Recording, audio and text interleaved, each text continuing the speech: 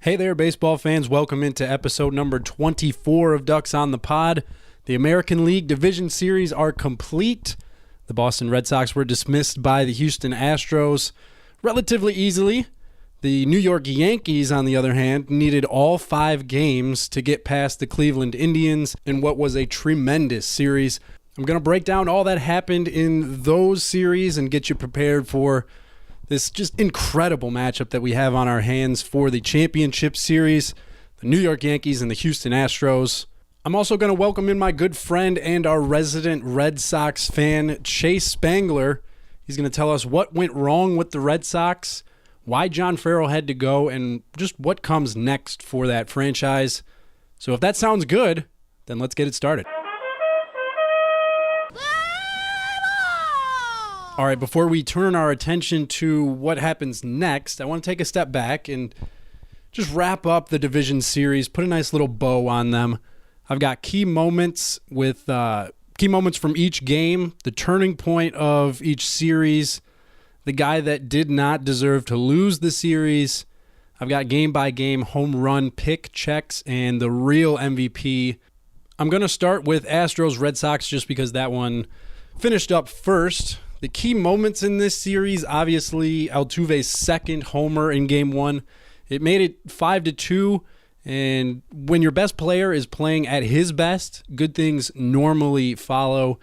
Then in the 6th inning of Game 2, Bregman flied out to right.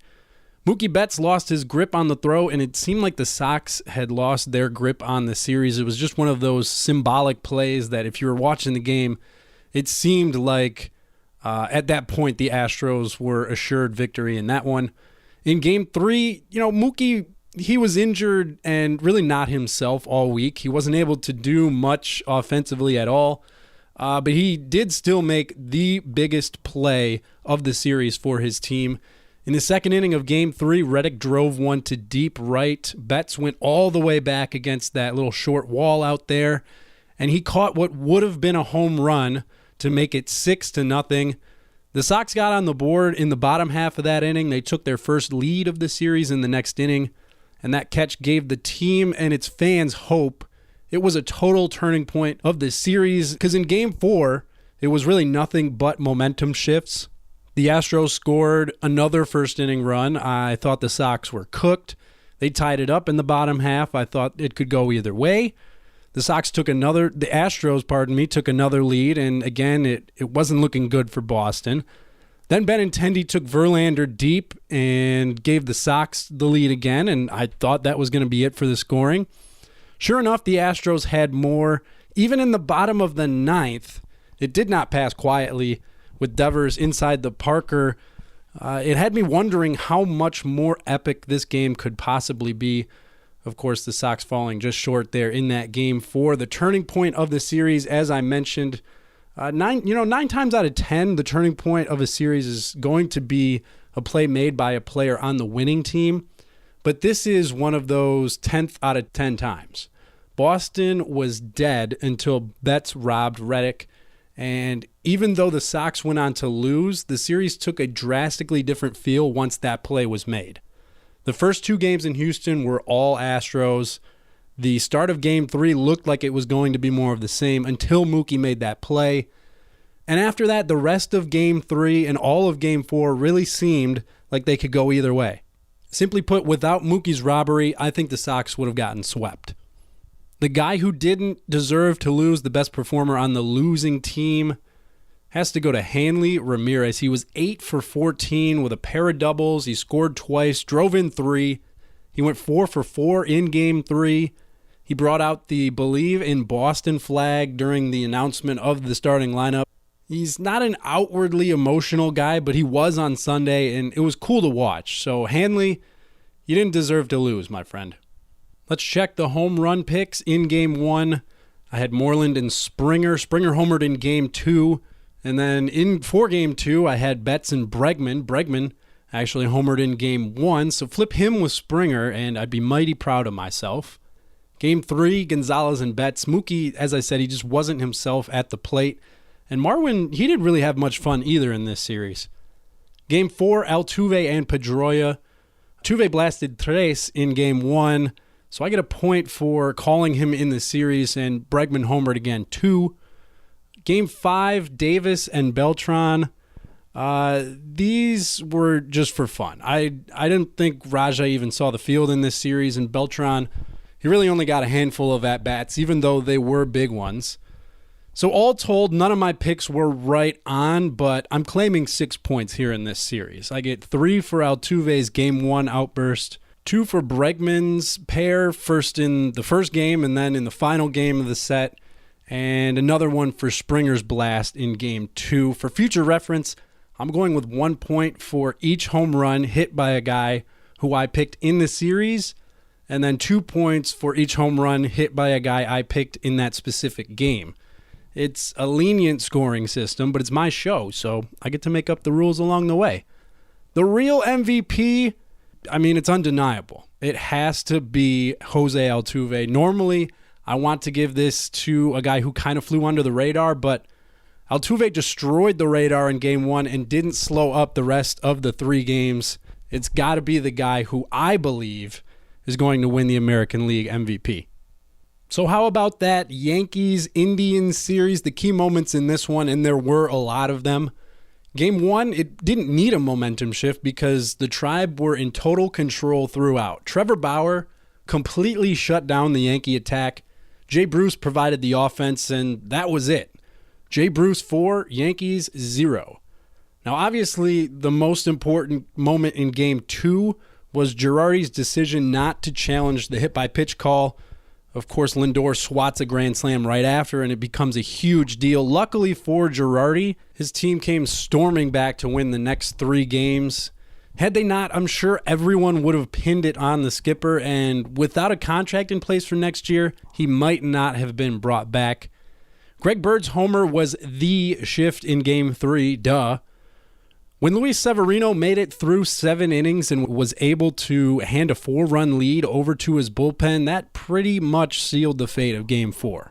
He walked Bruce with 2 outs in the 4th, and Santana, who is a monster, made him pay, lining one over the fence in straightaway center. Then Roberto Perez got a hold of one in the 5th, which it's what he does. He's not what I would call a good hitter, but he's building quite an impressive postseason track record. Other than those 2 mistakes, the Indians were clueless against Severino. They never threatened to rally. He was in control the entire time despite ridiculously long breaks in between innings. Monday night's start was exactly what you want to see from your future ace, and Yankees fans should be delighted. It was a commendable accomplishment in itself, but when you consider the way he got shelled by the Twins in that wild card game, the fact that he came out and was able to do what he did turns into a moral victory too. Had he gotten knocked around again, you have to imagine the deflating effect that would have had on the rest of his team. Didi Gregorius' first home run in Game 5 was a straight jab to the jaw of the Tribe. His second, that was a haymaker that knocked the home team to the mat. What a performance by a guy who's trying to fill Derek Jeter's shoes. I'll tell you this, Gregorius is well on his way to being a better player. That's right. Turning point of the series, it's Greg Bird's solo shot. I mean, it has to be. That's really what this epic 5-game series hinged on. With their bullpen, the Yankees only needed the 1 run. Bird gave it to him, batting against Andrew Miller, by the way. And that gave the rest of the team the shot of confidence that they needed after that Game 2 heartbreaker.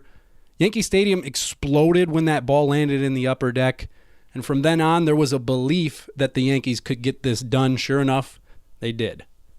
The guy who did not deserve to lose was Trevor Bauer. This is a tough one because so many of the Indians had such a dreadful week. I mean, it's hard for me to even imagine how good this team was during the regular season and how they just kind of fell on their face in this series. I mean, you could go with Jay Bruce, who hit a couple of home runs and was huge in Game 1, obviously. And then he put some really good at-bats together later in the series, but for me, it's got to be Bauer. First of all, he was on point in Game 1. He made Terry Francona look like a genius for handing him the ball instead of ace Corey Kluber in that one. Then game 4, it didn't really go the way that he had planned, but hey, it's one of those early exits that just happen in the postseason. Managers get antsy and they like to make moves at the first sign of danger. That's what happened to Bauer in his second start of the series. It doesn't discourage me from saying that this guy's a much better pitcher than he was just a year ago, and he's definitely a guy to keep your eye on going into next season. How about the home run picks? Game 1 was Judge and Encarnacion. Judge had a terrible season. Honestly, I got sick of watching him wave over the top of low and outside breaking balls. Encarnacion, he had that gruesome-looking ankle injury that he had to deal with. It was good to see him back in Game 5, even though he was 0 for 4. Still good to see him in the lineup and healthy. Game 2, Gregorius and Lindor. Just a few days earlier on, Gregorius and Lindor, like Judge, didn't hit much this series, but his grand slam in Game 2, obviously huge. Game 3, Santana and Bird. Greg Bird, second deck, called it. Only run of the game. I was pretty happy with myself on that one. Game 4, Sanchez and Ramirez. Sanchez, he made me look smart, and Santana just a day late.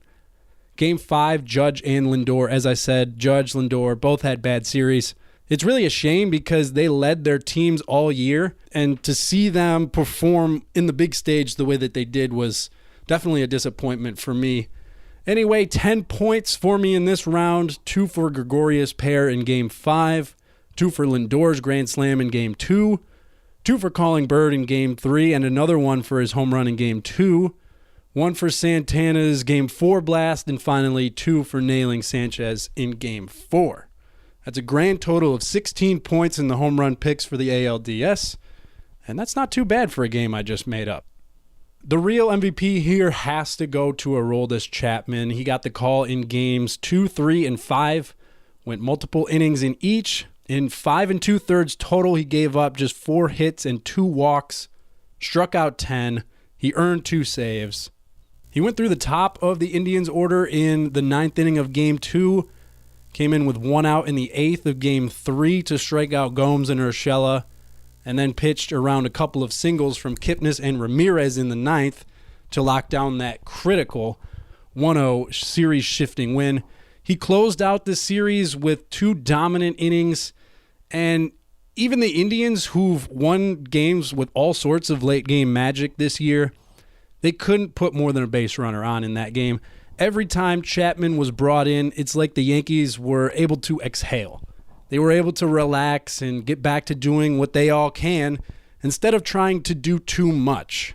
Room for error isn't the right term, but Chapman gave New York a calming presence that made all the difference in this clash with the Tribe.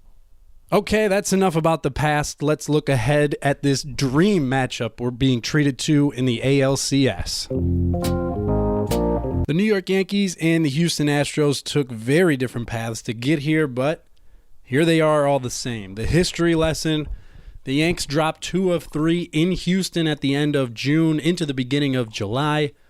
The game they won, though, was a 13-4 final, so the run total for the series was actually 20-19 in favor of New York. Then back in mid-May, the Astros visited Yankee Stadium, and they took 3 of 4, with the final 2 games being played as a doubleheader on Sunday after a rainout on Saturday. So the Astros had a 5-2 record against the Yankees this season, and in the division series, I think the history lesson means a lot more than it does in the championship series, just because by now, even if it's been just a week and a half, it really does seem like we are so far removed from the regular season that it's almost a whole new season. Really, it is. Just ask the Indians. The marquee matchup here is going to be the Yankees starters versus the top of the Astros lineup in the first inning. The Astros went a very long way in winning the division series by hanging runs on the Sox starters before they could even get 3 outs. Houston put up 2 in Game 1, 2 in Game 2, 3 in Game 3, and another 1 in Game 4, all in inning number 1. Boston, meanwhile, scored just 1 in Game 4. Needless to say, falling behind early makes winning playoff games much, much more difficult. CC Sabathia gave up 2 to the Indians in Game 2, but other than that, the Yanks were able to escape the first inning unscathed, and they're going to need to continue to do that against a potent Astros lineup that's shown an ability to jump ahead in the early going. Watch out for the Yankees bullpen still. In the division series, the big guns at the back gave the Tribe next to no hope of staging any comebacks. Chapman, Betances, Robertson, and Canely threw a combined 16 innings, allowing 6 hits and 2 runs while striking out 25. That is ludicrous. Now, in those earlier meetings, Houston did hit Betances and Chapman like I've never seen. Against those two this year, the Astros are incredibly 7 for 13 with 7 runs scored. Evan Gattis took Betances deep. Yuli Gurriel drove in a couple with a double off of Chapman. So Houston is not going to be intimidated by them, but I'd remind them and you all that these games all came before New York added Robertson and Canely to the mix, and those two have totally reconstructed the dynamic back there.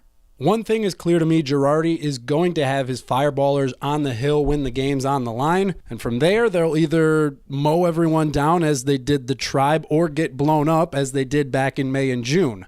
That means that these are the guys to keep a close eye on. So I told you to watch out in the wild card game.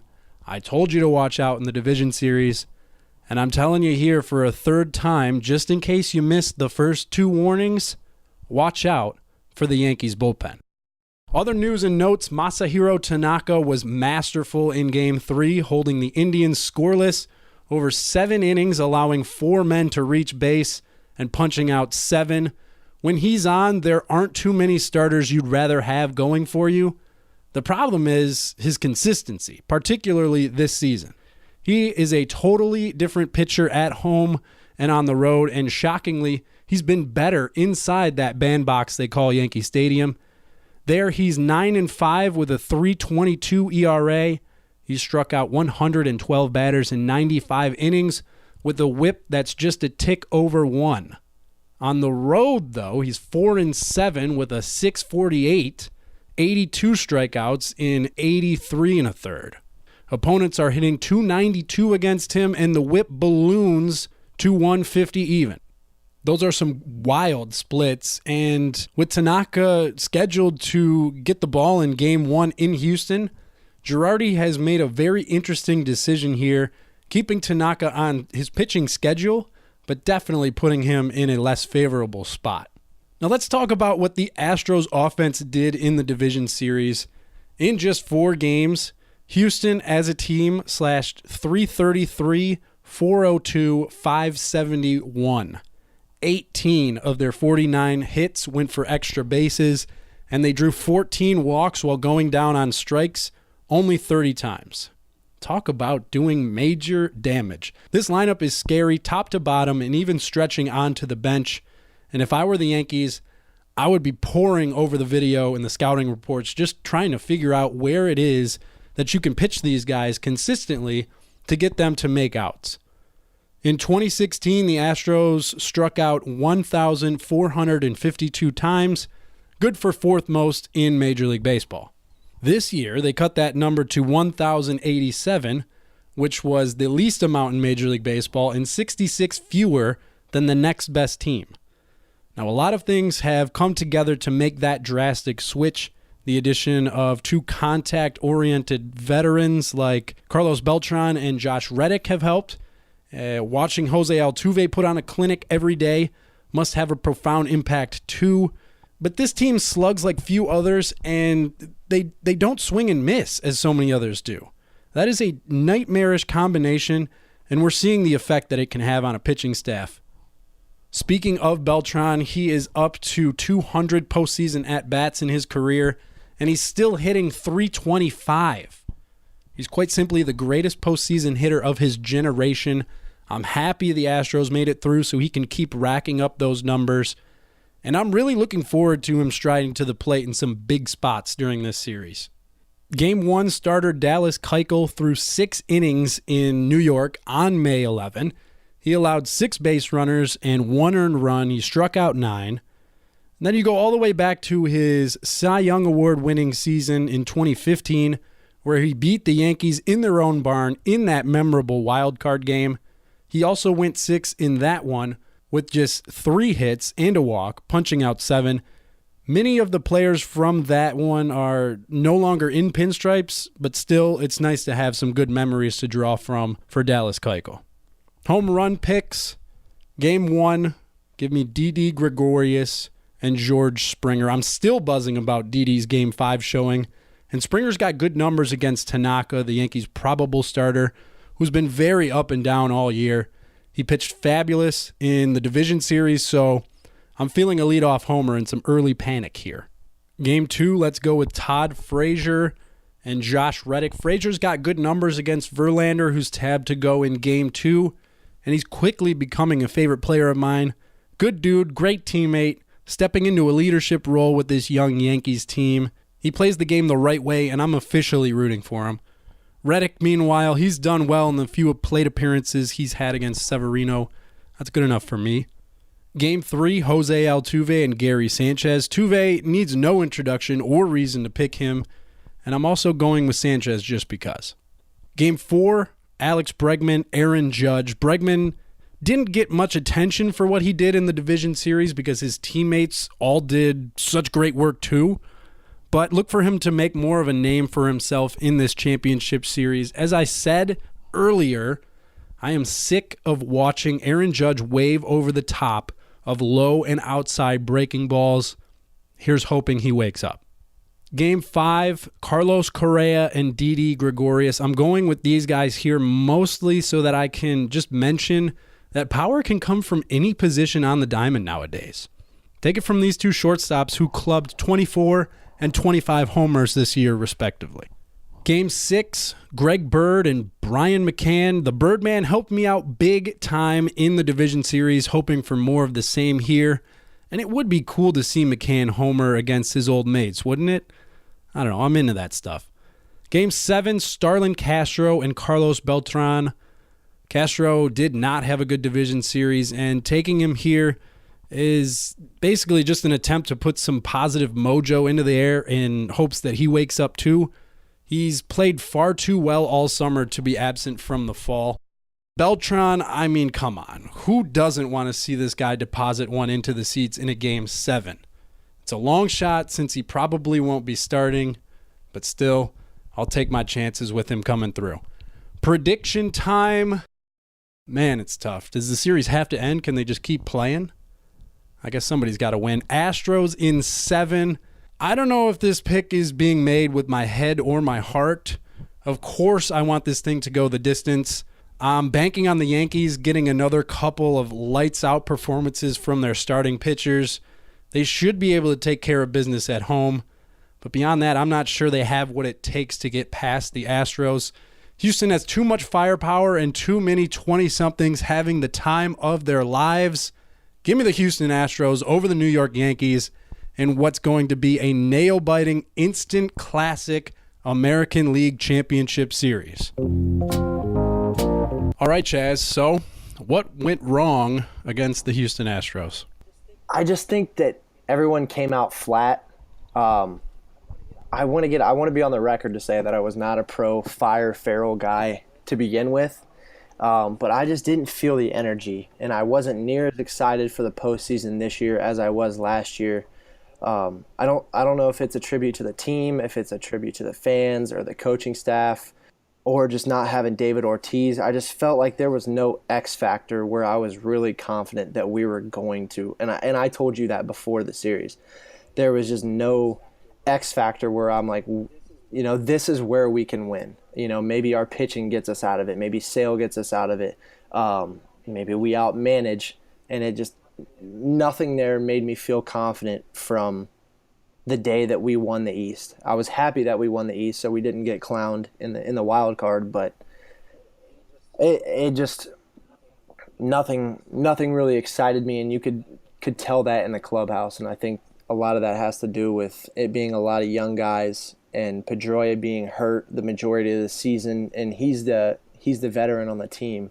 And now that Hanley had a down year, people look to him, and I just felt like everyone was just looking at each other like, okay, who's going to step up? And no one really did. So you mentioned it there at the beginning. John Farrell fired just 2 days, I think, after the Sox were eliminated. Why did he have to go? I when I listened to Dombrowski's press conference, and he said it wasn't because of the wins and losses, which, you know, he finished with three AL East championships in 5 years, but the other 2 years they finished at the very bottom of the division. And if you look at his record over the last 5 years, he's barely over 500 with a World Series championship and 2 or 3 AL East championships. That is very odd. Yeah. And so I just don't think that he was getting the most out of his players, and he wasn't gaining the respect.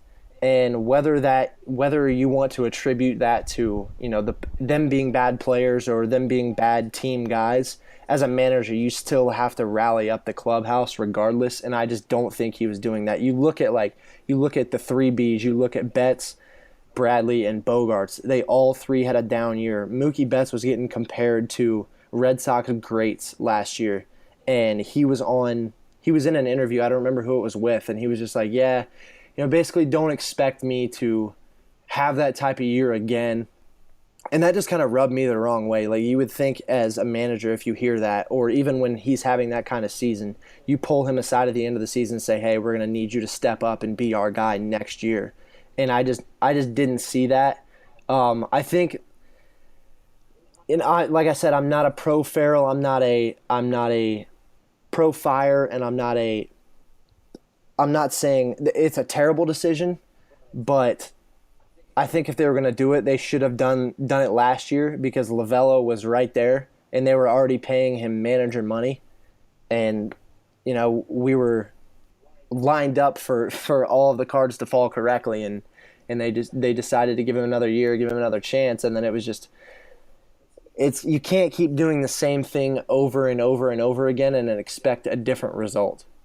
So what happens next? Do you think they need to go after a new manager like a Torey Lovello who hasn't had an opportunity at the major league level to manage a team, or do they go with a guy who's more experienced, who's been with other teams, been through the grind of 162, knows what it takes? Which way do they turn now? I would like to see them hire a younger guy that has been through it as a player. There's talks of maybe Veritek, and I don't know if I like that, just because he's been painted as such a legend. Like, you know, he's the captain. Him and Ted Williams are in the same conversation as far as being a captain. So I would hate to see his legacy get ruined by poor coaching and him getting thrown into such a fire as Boston media is. So I would like to see a younger coach come in and prove themselves and build with Boston and build a tenure there, as opposed to going out and getting I joked with you earlier in the year, or earlier this week, about them going and getting Jim Leland. But I don't want to see them go and do something like that. I would like to see them get somebody that they can build off of and people can rally around. So, yeah, I mean, is that kind of where the Boston Red Sox are at right now? Yes, they've had the recent success, but are they in a period where it's not a rebuild, but it's kind of a reboot? You know, Poppy retires last year. You don't know how much longer Pedroia is going to be around with all the injuries. And the young guys, the nucleus of the team is clearly the three outfielders, right? Benintendi, Bradley, and Betts. Bogarts at short, Devers at third. The young guard is coming up, and it does seem like they need a manager who can grow with them. Is that fair to say? Yeah, that's exactly what I'm talking about. Who do you think is locked in at their position and safe? I think at this point the only people, even though Sale kind of gassed out at the end, I think he's safe, and I think Devers is safe, just because he has so much upside and he's so young. Everyone else, I think they're kind of not necessarily on the hot seat, but I would not be surprised if they went after someone like a Giancarlo Stanton and got rid of, say, a Mookie Betts. Now, they're not just going to turn over our three best outfielders for prospects or a player to be named later. I mean, I'm talking the cream of the crop. So I think those are the only two that are safe, really. And I hate to say it, but that's what it's looking like right now. Yeah, that's what I'm thinking. All right. Anything else you want to add, Chazzer? Christian Vasquez, I'm very happy with that. I want to be on the record to say I'm a huge Christian Vasquez guy. Everyone was doubting him going into spring training, and he hit just under 300 for the season. I was very impressed with him. I was very impressed with Drew Pomeranz. I would really like to know what their decision is with Tyler Thornburg, because I really miss Travis Shaw over at first. Although Mitch Moreland had a decent season, I'm not upset with him, but I really do miss the power that Shaw had. So I do have some positives, not all negatives. So it sounds like you just want another big bopper in the middle of the lineup. Yeah, I mean, you saw what happened in the postseason. It's getting away from having, at least in the ALDS, having a guy that can go out and get you 7 innings. I mean, Strasburg did it the other night, but you look what happened to the Yankees, and you look what happened to the Indians. You get into their bullpen, and you make it work from there. So as long as you have manageable guys out of the pen, and you can hit the ball all over the park, I mean, that's how you win games. Score more runs than the other team. Amen to that, brother. Thanks for joining us, and we'll see you next season. Thanks, sir. That's all I got for episode number 24 of Ducks on the Pod. Thanks so much for listening. Special thank you to my good friend and our resident Red Sox fan, Chase Spangler, for joining us today to clarify some things, shed some light on what's going on in Boston. Much appreciated there. Enjoy the American League Championship Series. It's sure to be one to remember. Check back in with me tomorrow for the National League Championship Series preview. And until then, I'm Mitch Gatsky reminding you the 3 keeps of baseball: keep your glove on the dirt, your bat off your shoulder, and always keep your eye on the ball. Back, gone.